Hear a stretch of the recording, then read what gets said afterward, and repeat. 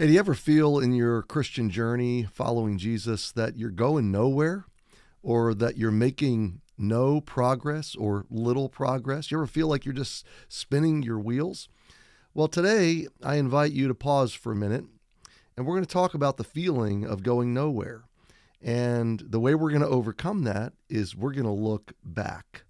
Hey, I'm Pastor Cary. This is Growing in the Gospel, and it's a new week and it's a new psalm. Psalm 105, and what we're doing in these daily devotions is slow walking through the Psalms, because Psalms are God's medicine chest for the human heart. Psalms are the inside-out experience that followers of God were having over ancient centuries. So Psalms teach us how to process our human experiences, our emotions, our highs, our lows, and everything in between. Psalms remind us that God is always leading us forward.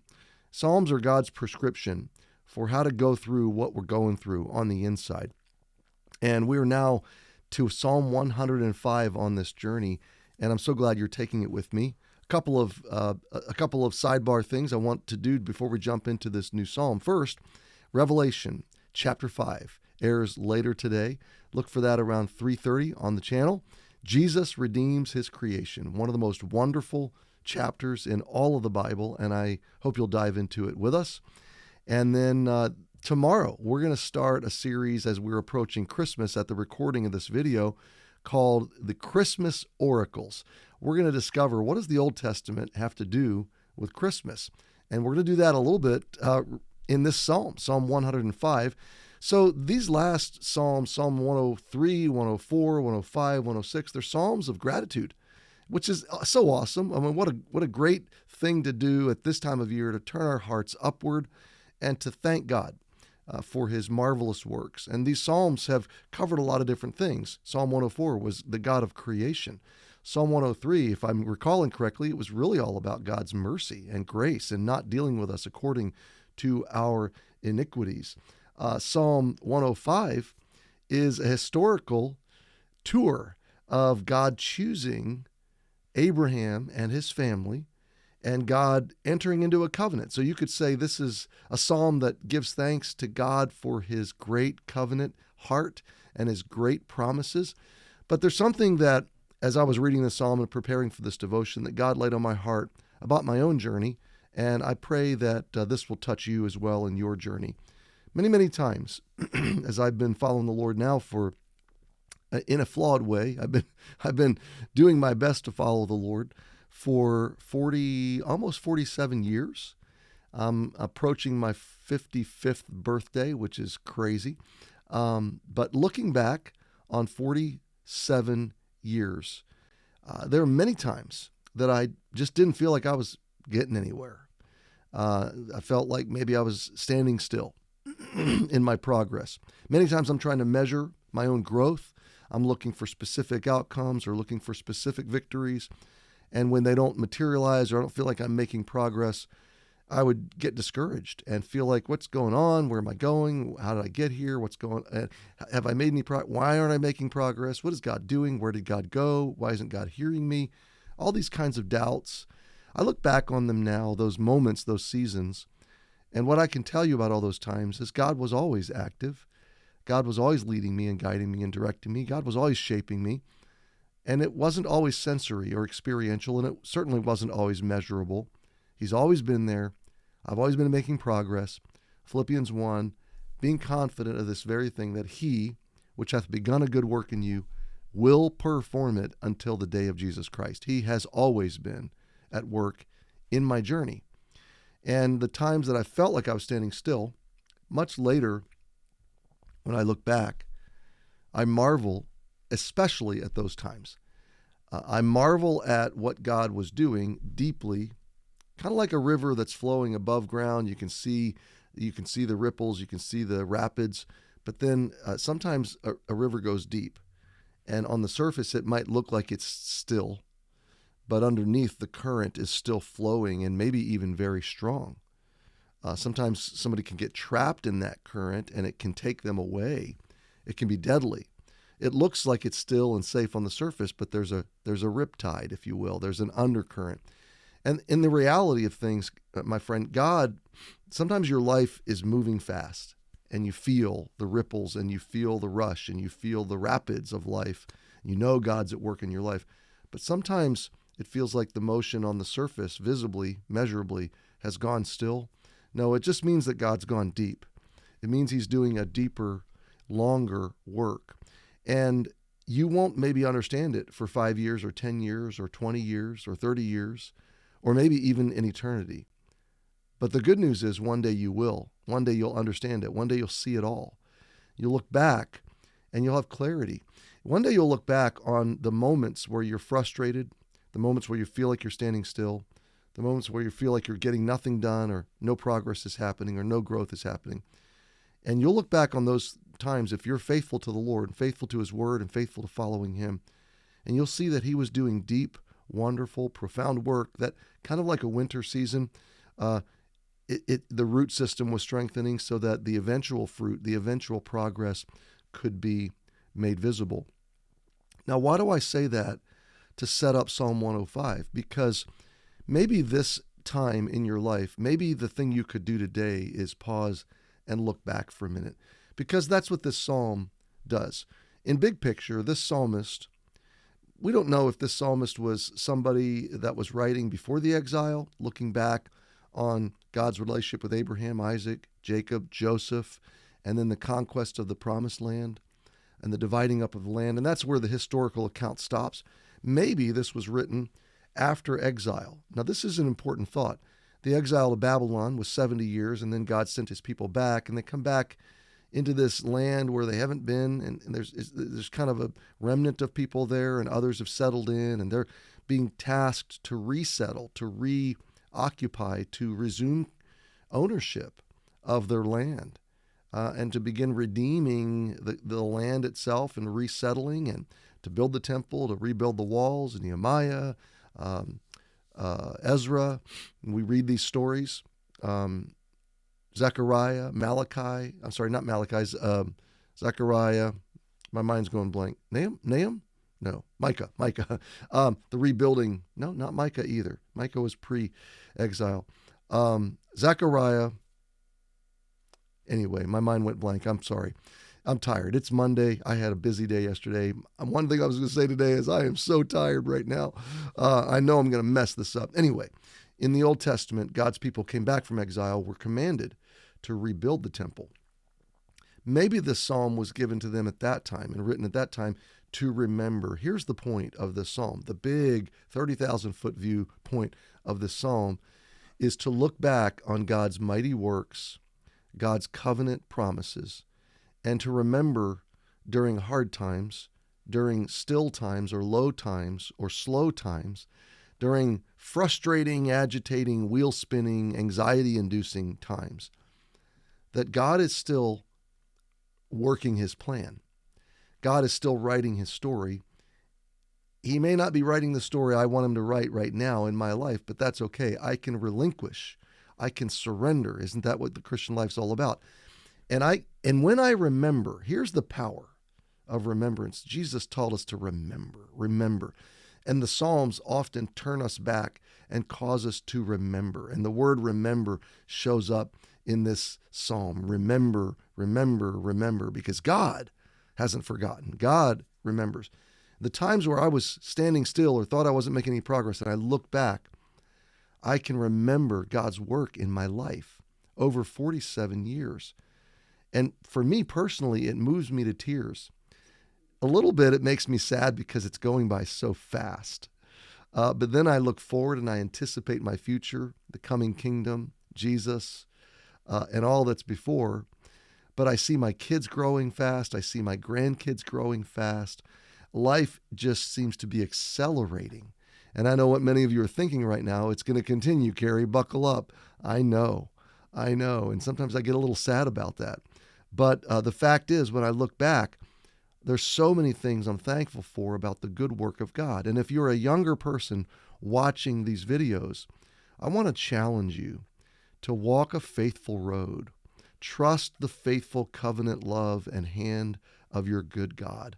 When you feel like you're spinning your wheels and you want to take matters in your own hands, or you feel like you're just not getting where you want to be, and you want to write your own story and kind of wrench every control from God's hands, just keep trusting him to guide your steps.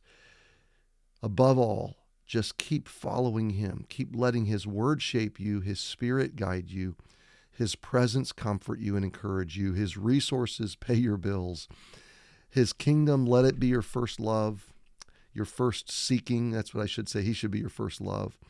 His purposes unfolding in your life. Every day wake up and be his servant. I'm reminded of Mary, who woke up, who saw the angel and said, "Behold," referencing herself, "the handmaid of the Lord. Be it unto me according to thy word." Be it unto me according to thy word. Mary said, "I surrender. I relinquish control.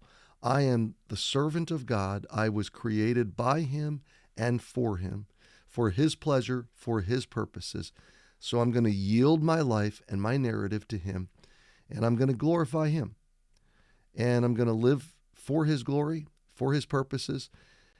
You will see him at work. You will see him guide you. You will see him provide for you year by year, decade by decade.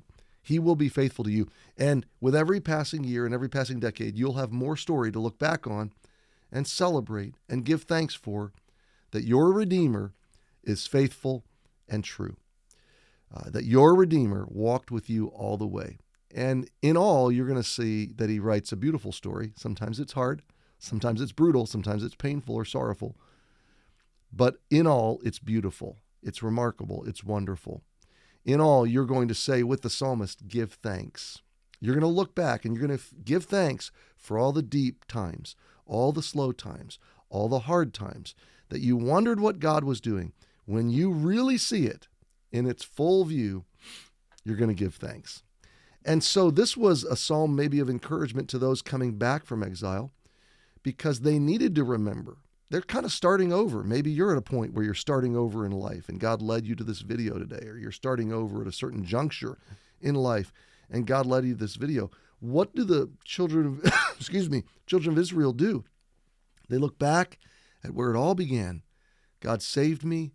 God chose me. God brought me forward. God brought us forward. God built our family. God built us into a nation. God took us into Egypt. God brought us back to the promised land. That's what this psalm is going to do. And so you can do this in two ways. You can remember God in history, in Israel's history, in a redemptive way, in a biblical way, but then you can drive it personally. And you can look back on your own journey the way this psalmist is doing. So you can take this psalm very literally, very practically, and look at the biblical plan of redemption as it has blessed you in your life. But you can also take this practice that this psalmist is teaching us, and you can kind of go into your own story that God has authored, and you can see him faithful to you, and you can give thanks for his faithfulness to you. And if you're younger, you can just determine, I'm going to let him write this kind of story. I am going to follow him like Abraham and like Isaac and like Jacob. And I'm even going to follow him into prison like Joseph, or into Egypt. I'm even going to follow him when the story takes some twists and turns and the path takes some turns that I didn't expect, that were painful or that were hard. Psalm 105. Oh, give thanks unto the Lord. Now, what we do, by the way, is we read the whole psalm. I've introduced it. I've given you the flyby. It's a long psalm. We'll probably try to take this in large chunks so we don't get too bogged down in it. 45 verses. But for the next few minutes, I hope you can indulge me. Let's just read it together, okay? Maybe you're looking at it with me. Maybe you're driving or jogging or working out or whatever. That's good, okay? You listen to the word of God. I'll read it to you. Oh, give thanks unto the Lord. Call upon his name. Make known his deeds among the people. Sing unto him. Sing psalms unto him. Talk ye of all his wondrous works. Glory ye in his holy name. Let the heart of them rejoice that seek the Lord. Seek the Lord and his strength. Seek his face forevermore. Remember, here it is, remember his marvelous works that he hath done, his wonders and the judgments of his mouth. O ye seed of Abraham, his servant, ye children of Jacob, his chosen. He is the Lord our God. His judgments are in all the earth. He hath remembered his covenant forever, the word which he commanded to 1,000 generations, which covenant he made with Abraham, and his oath unto Isaac.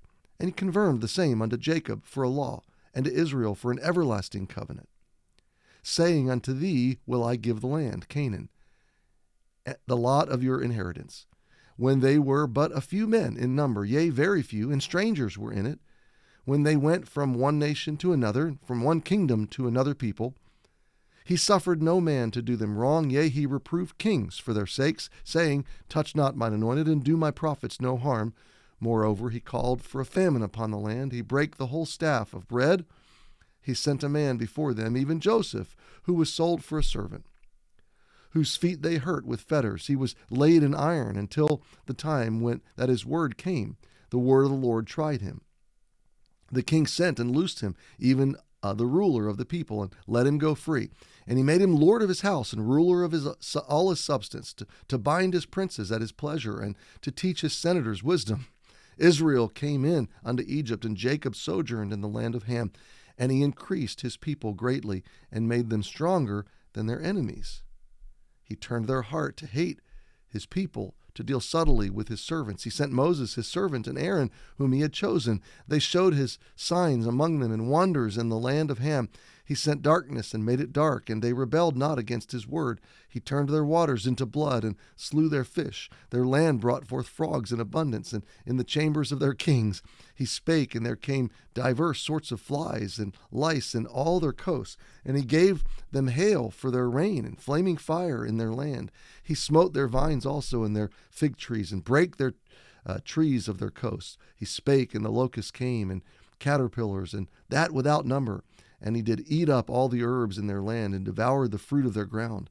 He smote also all the firstborn in their land, the chief of all their strength. He brought them forth also with silver and gold, and there was not one feeble person among their tribes. Egypt was glad when they departed, for the fear of them fell upon them. He spread a cloud for a covering, and fire to give light in the night. The people asked, and he brought quails and satisfied them with the bread of heaven. He opened the rock, and the waters gushed out, and they ran in the dry places like a river. For he remembered his holy promise, and Abraham his servant. And he brought forth his people with joy, his chosen with gladness. He gave them the lands of the heathen, and they inherited the labor of the people, that they might observe his statutes and keep his laws. Praise ye the Lord. Well, we just read a mouthful, didn't we? We read from Genesis through the beginning of Exodus and into really the beginning of Joshua. We covered hundreds of years in those verses. And more than that, we covered an amazing story of miraculous works, the beginning of the works of God's story of redemption. It all pinnacles, it all comes to a climax in Jesus. It all comes to a paramount victory on the cross. But it began with Abraham, this story of redemption that God's going to write through his chosen people, Israel. And we'll talk about all these things, why they matter, and what are the importance of all of these stories to your story and to mine, and to the story of the gospel, to the story of redemption. We'll get into all of that in the coming days. It's going to be a great journey through Psalm 105, and really a historical journey. But before we do that, I just want to encourage you today to pause. Maybe this season, before the new year, pause. Spend some time looking back. I've been doing that the last week or two, really since Thanksgiving.